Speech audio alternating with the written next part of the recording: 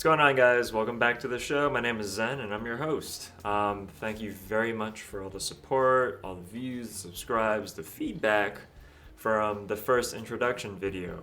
A lot of my friends came out and just gave me a lot of this wonderful information, work with my lighting, my backdrops, my content. And then, I was just as surprised to find out that so many of my own friends are actually into the whole YouTube thing. They've got their own channels. I'm like, man, this is awesome. I have people I could talk to about it, and that got me really excited. But anyway, welcome to the first book review. I'm going over Unfu K Yourself by Gary John Bishop. Now, this book in particular was gifted to me for my birthday in 2020. It came from a good friend of mine, Anthony. Thank you very much. You are the catalyst for this channel, and it wouldn't exist without you. Much love. But anyways, let's get on with this book review, right? Again, thank you for coming. Please like, comment, subscribe. If anything you see in the video today makes you think like, oh yeah, that's pretty good. Bit of background info. The author, Gary John Bishop, is this guy. Right? Gary John Bishop is a success coach with 10 years in the personal growth field. He wanted to write this book because he felt like too many books out there were kind of like a warm, fuzzy cuddle, in his own words, for self-help and self-improvement. He wrote this book as, and I quote, "Guide to Living Your Life Powerfully." Instead of being this warm, fuzzy cuddle other self-help books tend to be. He sets up this book to focus on 7 personal affirmations. I am willing. I am wired to win. I got this. I embrace the uncertainty. I am not my thoughts. I am what I do. I am relentless. And finally, I expect nothing and accept everything. Now, he prefaces these affirmations with a chapter on the importance of self-talk. It's a double-edged sword that could both help and hurt. And the intent is for the reader, in the case me and you guys, to become more aware of not only your thoughts, but the words you use in those thoughts, right? Because once you control your thoughts and those words, you can help guide your thought process instead of letting it just flow on and control you. Now let's dig into each of these personal affirmations. First and foremost, I am willing. This affirmation challenges you by asking if you're willing to accept responsibility for your life as it is right now. For better or for worse, your current life situation and mine is entirely the result of what you were willing or unwilling to do. For example, if you're stuck in a dead-end job, then maybe you're willing to just keep being stuck, or unwilling to, say, learn a new skill, to update your resume, to just actually try applying to others' jobs. And it's also important to understand that both willing and unwilling are two sides of the same coin here, particularly for your actions and things outside your control regarding your reactions, right? Whether you're willing to let something affect you or you're unwilling to let something affect you negatively, positively, etc. An example of mine for something that happened recently was we had a white Christmas in 2020, and we were on the way to the girlfriend's family's house for Christmas dinner, and I was driving her car. We were looking for gas. I proceeded to crash her car and destroyed a lot of components. Again, willing or unwilling. I'm willing to let it affect me negatively, and then willing to find an alternate solution. Long story short, we made it to dinner just an hour late, and we're figuring things out now. Get the point? Moving on. Second affirmation, I am wired to win. This one took a little digging into to really understand what it was trying to tell me. This affirmation almost takes the will part out of it and digs deep into the subconscious and especially deep-rooted beliefs. And these deeply rooted beliefs can be driving either your actions or inaction. And you could think of it as what you subconsciously want versus what you say you actually want. For me, this was a pretty eye-opening affirmation. I definitely have a lot of deep-rooted beliefs regarding, say, my job, my income, body type, and even my ethnicity, being an Asian man. And there's definitely causes for all of these beliefs that you may or may not be aware of, and then Bishop advocates digging really deep to see what caused, like what's the root cause for all of these beliefs, right? To help you really understand, okay, why do I think this way? And why, and eventually you arrive at, okay, this led me to develop this deep-rooted belief, and it's causing me to be wired a certain way in my life now. An example for me was, well, being an Asian man, it took me a long time to accept myself amongst my non-Asian peers. And this was definitely the result of growing up in an area where there wasn't a lot of people, if any, that looked like me. I realized I was approval seeking and looking for acceptance among my non-Asian peers, when really I should have started with myself. Self-acceptance, self-worth, instead of taking all these actions driven by this deeply rooted belief. I feel like I've come a long way compared to where I was in the past, being controlled by these deeply rooted beliefs. And I feel like my relationships now with my friends and peers is a lot more genuine. Now, as for the winning part of I am wired to win, what Bishop is trying to say is you're wired to act on these subconscious beliefs, whether you're aware of it or not. So basically, it's like you get really good at coming up with excuses for not doing things you know you should be doing and causing you to stay exactly where you're at right now. One example, for me at least, would be, say, going to the gym. I should be going to the gym. I should be eating, developing workout plans, consulting people that are more fit than I am, etc. But I come up with excuses. I'm tired, I have books to read, I want to practice my drawing, etc., etc. You get the point. This affirmation really pushed me to conduct a very thorough introspection, looking into myself and my past, to understand in what ways I'm wired to win at holding myself back. Moving on to affirmation 3, I got this. This one is way easier to understand. And at the same time, if you dig into it, it emphasizes drawing upon actions you've taken in the past that have benefited you. And then from there, seeing what you could learn from your past solutions and the process to apply to your current problems now. Life isn't easy. Welcome aboard the struggle bus. As Bruce Lee said, don't pray for an easy life. Pray for the strength to endure a difficult one. And odds are, if you're watching this video, your problems are probably more first world. Not to downplay your struggles, but the basics of food, water, shelter are not at the top of your priority list. Instead, you're here to review and refine yourself, to do and become better, and to really explore personal growth and achieve your full potential. For me, the third affirmation of I got this is both a declaration to the world and a mantra of self-encouragement. I got this. You may not know all the answers or which route to take right now, but with your past experiences, your past successes, odds are you could look back, reflect on them, and then the solution may not be the same, but the process you took to get there can be applied to your current problems. What do you mean by that, you ask? It's like, well, look at it this way. The fact that you're even just here watching this review, like learning and hopefully absorbing this new information, I would say that's a step in the right direction, right? Think of all the trials and tribulations you've overcome. Right? Think about the past wins that you've had that actually benefited you, how you felt about them, and your growth since. And whatever problems you do have right now, just take a step back. Like I say, just take the emotion out of it and look at the problem for what it really is. If you feel like you're still too caught up in it, take another step back. You wanna look at the problem as a whole in order to figure out like what that first step is. That's the biggest takeaway for me for this affirmation, right? When you have a problem, you just want to take the emotion out of it, take a step back, look at what the problem is objectively, and then compare it with your past successes, your past wins, problems you've solved before, to see what you could pull from them in order to fix what you have going on right now. Odds are, the solution to your problem may not be the same, but the process can be. Simply put, you got this.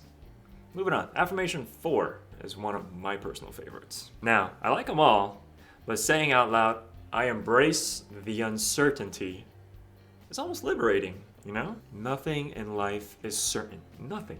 Even the sanctity of marriage it's only at 50%. Well,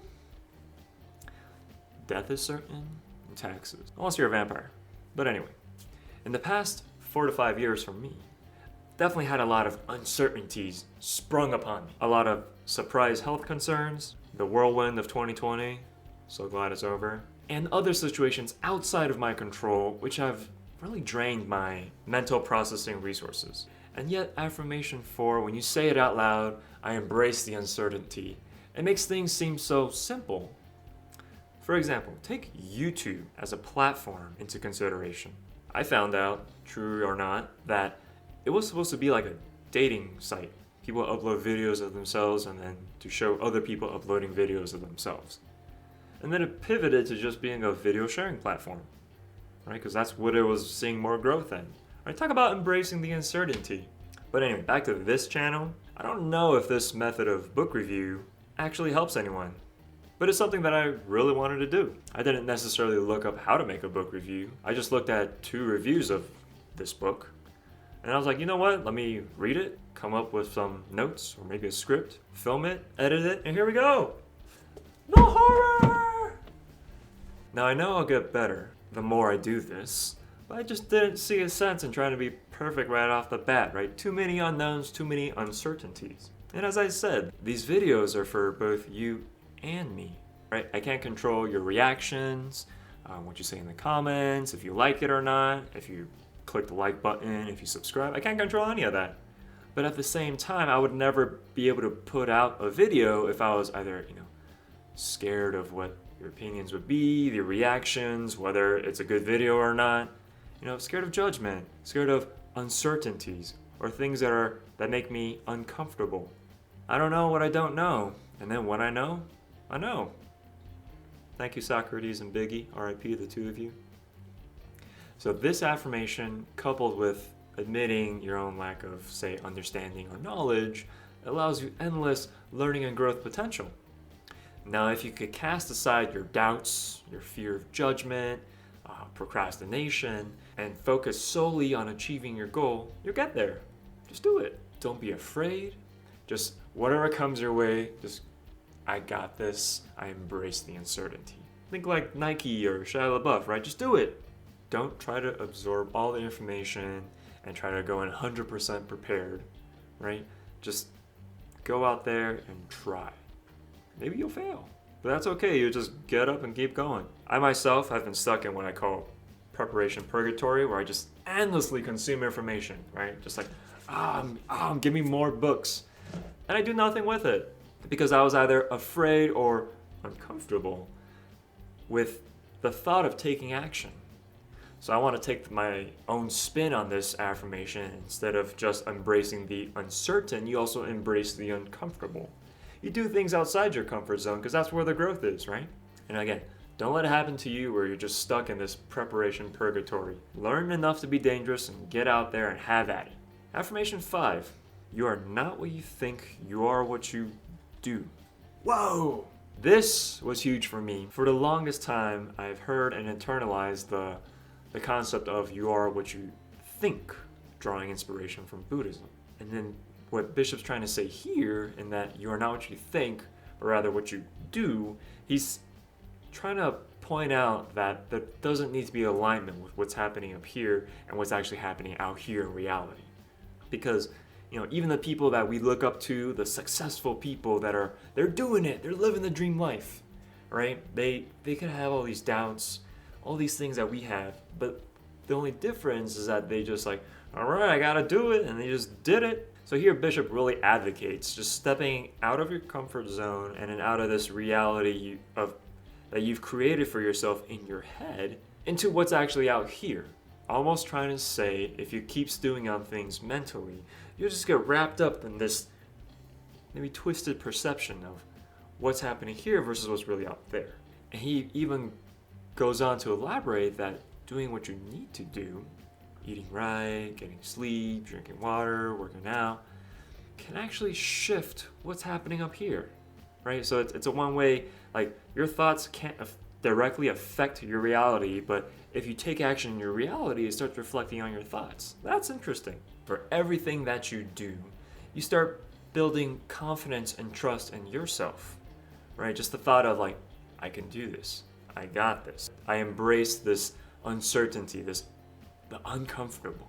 A positive feedback loop, if you will. Again, don't let fear, doubt, procrastination, frustration, any of these negative mental moods and emotions hinder your ability to take action. Next time you find yourself in either a negative mood or a negative situation, take positive action, things that you're willing to do in order to, one, embrace these uncertainties outside of your control, right? And then have confidence in yourself, like, yeah, I got this. I could figure this out. Just do it. Moving on. Affirmation 6, I am relentless. This affirmation to me was a bit vague in its initial interpretation, but Bishop elaborates on it by kind of touching upon the I got this affirmation by, again, looking at your past successes. Except this time, instead of understanding the process that you took, right, and trying to build this staircase, he focuses more on that you're going to have to do the work to get where you want to be. Examples for that include, say, like past jobs, interviews, dates, exams for people still in school, right? You know what you did to achieve those successes, but this affirmation, I am relentless, pushes you to keep going when you're on the path to get to the destination, right? Because it's different. You know how to get there, actually getting there. Different, but similar. Again, looking at the past for when you achieve these successes, you were relentless in your pursuit, right? Maybe you didn't know how to get there, but you kept going for it, right? You kept trying to get this person's number or have them see you, but in a respectful way. Or you kept attacking these problems or questions or something at work, or you kept interviewing, you kept applying. I mean, here's an example. My first job out of college, I applied to more than 300 positions, right? And then it's ridiculous. These entry-level positions, right, looking for like 3 to 5 years of experience. What the heck? And then even though the first job I got wasn't the best, I still consider a huge success, right? Went from 0 job experience to, hey, I have a job experience now. And then I learned a bunch, right? That's a win. And then again, it wasn't the destination, but the journey I took to get there. Basically, this affirmation kind of points out that the only person really stopping you from achieving your goals is you.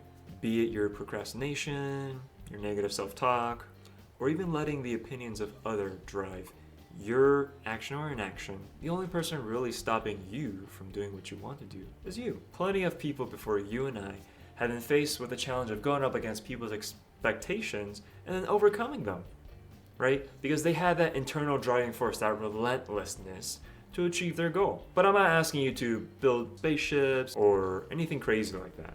I'm asking you to reevaluate your goals, your priorities, your limiting beliefs, and then figure out what it is that you need to do to get there. You literally decide what you can or cannot accomplish.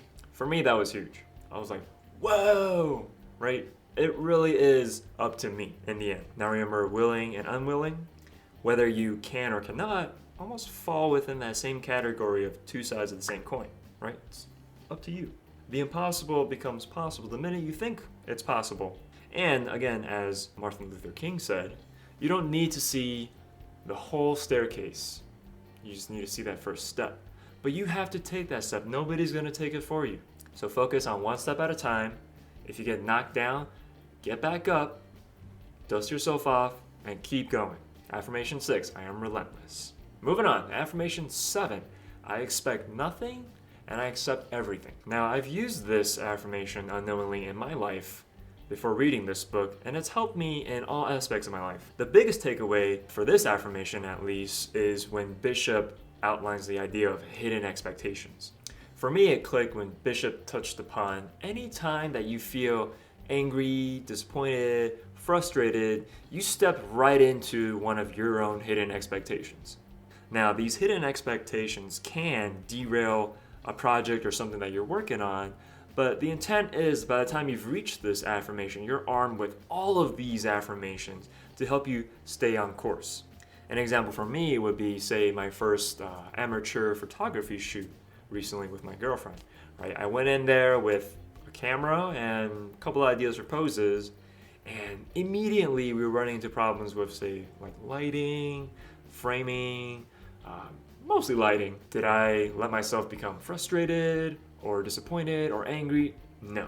Took the emotion out of it, took a step back, did what I can, right? We already put the props up, she's in her outfit, we're gonna do whatever we can to make the best of this situation. Turned out great. We learned from the next shoot, we got more lighting and all that, right? And that's the point. You're not gonna get it perfect right off the bat, you're just gonna improve bit by bit. And then you're gonna accept whatever problem you're working with. Doesn't mean you have to like it. Other sources of, say, hidden expectations for me include maybe disappointment in my lack of progress in my art, disappointment in my lack of progress in my physique with all the exercise I'm doing, disappointment in the lack of, say, my bank account balance, right? Like I need to have things I need to save and pay for, but it's not getting anywhere, right? Living's expensive. And now, major key. So powerlessness and negative emotion grows proportionally with the gap between reality and hidden expectation. Now, what does that mean? What does that mean? The more your hidden expectations stray from reality, the more negative emotion you're gonna feel when confronted with it. And you gotta keep in mind, these negative emotions don't actually help you, like, at all. At all. And you'll actually take more damage, if you will, from unmet hidden expectation than the reality of the actual situations playing out. An example that happened to me a lot is, like, say you get flaked on a date. I spent all this time poring over my texts, looking at my, say, online dating profiles, like, what did I do wrong, yada yada, spending all this energy trying to find the problem when I could have just, hey, moved on, right? It's a numbers game. Again, I expect nothing, I accept everything. Just let go of your expectations. Right. For anything you do, going to movies, no expectations. Going to a party, no expectations. Going to a date, no expectations. Right? And you accept everything. Right? The movie sucked. Okay. The party was crazy. Okay. The date was okay. Okay. The trick here is to be present in everything you do. Be aware of your reality around you. Accept it for what it is. Does not mean you need to like it. Right?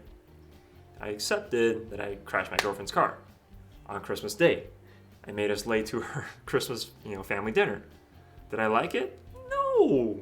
It's gonna cost me like $4,000. It's crazy. But once you've accepted it, it's easier to step back, take the emotion out of it. Where do we go from here? Maybe I've solved a problem like this before, right? And then I can apply that to get this squared away. Also, huge takeaway from this affirmation is don't get so caught up sticking to a plan. Be water, my friend. Flexible. An example for me is before COVID, went on a trip out west with a buddy of mine. We were going to climb the Grand Canyon. That part was cool. We were traveling after that to meet up with other friends, and I was in this rush, right? I was like, we got to get there at a certain time, And then he wanted a detour to look at something else. I was like, why? And then he asked me, I was like, where's the rush, man? Like, we're on vacation. So, like an outside slap to the face to be like, hey, it's gonna be okay, right? There's no need to stick to the plan. You're in vacation mood. You're on vacation.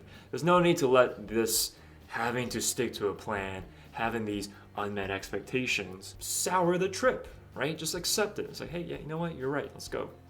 And it turned out great. This is one of my favorite trips to date. It was a great time. Chris, we gotta go again. Bistro Boys, you know who you are. One more time. And then for my viewers, acknowledge and love the life you have now. Doesn't mean you have to like the circumstances. Just the fact that, it's like, I'm here, I'm ready, and willing to do better for myself and for those I care about. Don't focus on the gaps and don't feel disappointed that you're not living the life you expected to have. Again, Gary John Bishop, Unfu K Yourself, 7 Personal Affirmations. I am willing, I am wired to win, I got this. I embrace the uncertainty, I am not my thoughts, I am what I do, I am relentless, and I expect nothing and accept everything. To me, at least, the main message of this book is once you've identified your goals, your limiting beliefs, and the steps you need to take to get to your goals, You need to just go out there and do. You need to take action. That's why, my lovely viewers, you're watching this video right now. Because I took action. And so should you. But I'm not going to tell you how to live your life.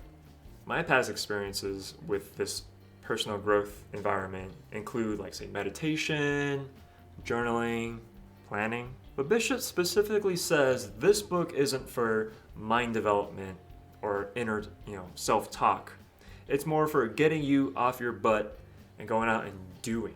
Talking with your friends or your families about all these big plans and things you're gonna do, that's mental masturbation. Like, I'm gonna be excited for you, like, yes, do it. Yes, I'm so happy for you. But I can't make you do what you want to do. You need to do that. Only you can make what you think is impossible possible. I can't do it for you.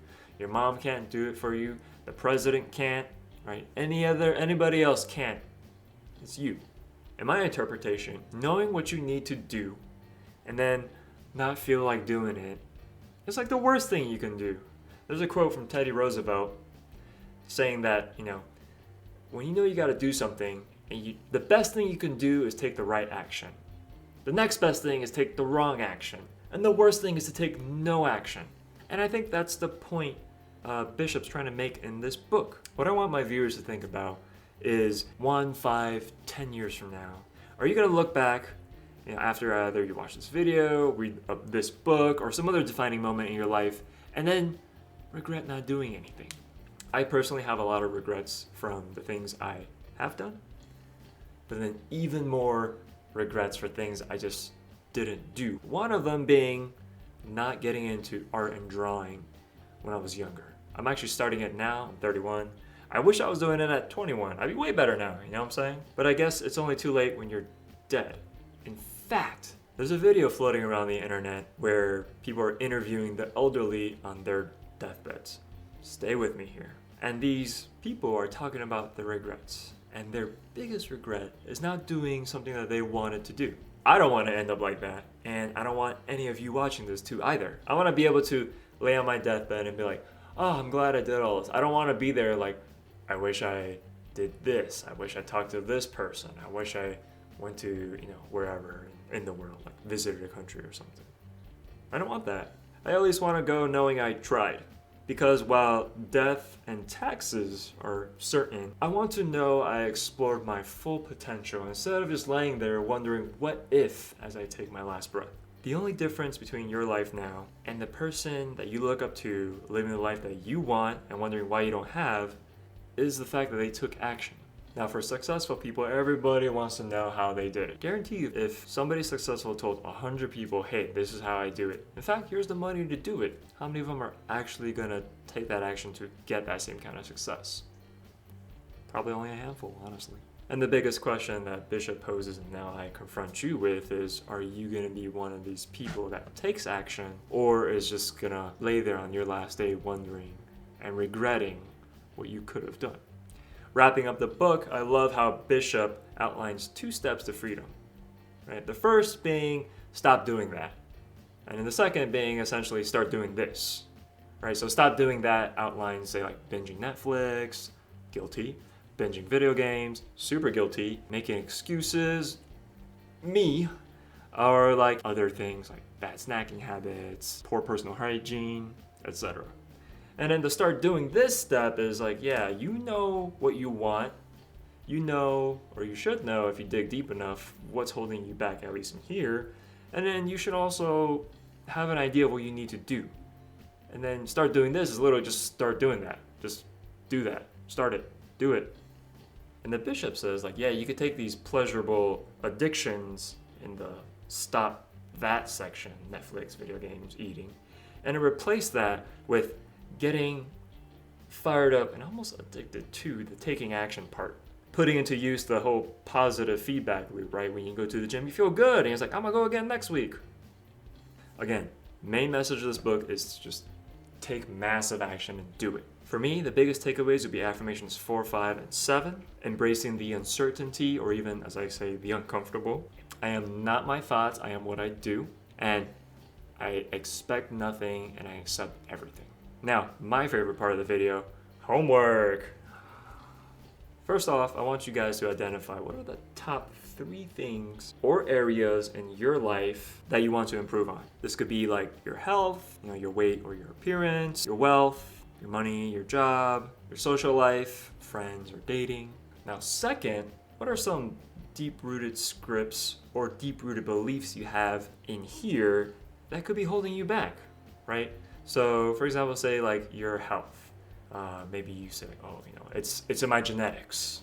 Or for your money, you have just too many financial obligations, or you can't find a better job because school or car or something. Or for your social life, you're just too shy or awkward to meet friends or other people.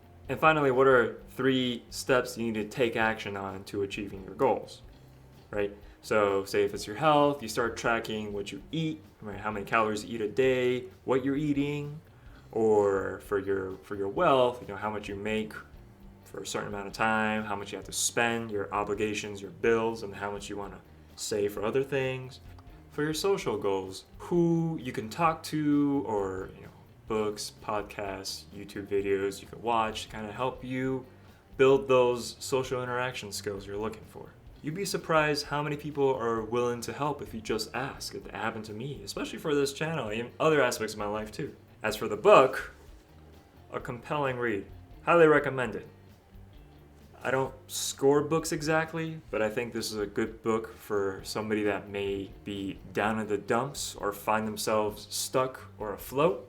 It's definitely a very motivating book that gets you all fired up. And it's not the warm, fuzzy cuddle that Gary John Bishop was trying to stray away from, right? It's definitely one of those, this book kicks down your door, drags your butt off the couch, throws you in the shower, dresses you up real nice, takes you out on this wild motivational ride, and then drops you off on what could be or should be the first day of your new life. And again, it all falls on your shoulders to say whether or not you're willing to take that first step. And then again, going back to that first affirmation that he opens the book with, are you willing to do it? I believe in you. I'm rooting for you. And again, if you've taken anything from this video, please like, comment, or subscribe. But more importantly, take action. Till next time, this has been Zen. Thank you guys for, again, all the support, all the positive feedback. Anything else you could send my way, much love. Thank you.